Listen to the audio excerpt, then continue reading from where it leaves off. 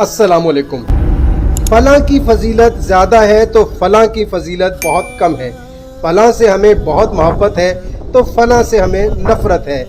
हमें उसको मानना चाहिए और इसे नहीं मानना चाहिए। इन बातों में ज़िंदगियाँ बीत गईं, लेकिन मौला मुश्किल कुशा मौला इमाम अली अलैहिस्सलाम इरशाद फरमाते हैं, जो तुम पर सलाम करे उसको अच्छे तरीके से जवाब दो, और जो तुम पर एहसान करे उसके एहसान का बदला बढ़ चढ़ कर दो।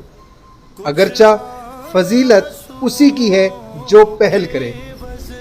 कोशिश कीजिए अपनी फजीलत के बारे में सोचिए और ख़ुद को फजीलत से मुशर्रफ फरमाइए। नहजुल बलागा हिकमत 62। शुक्रिया।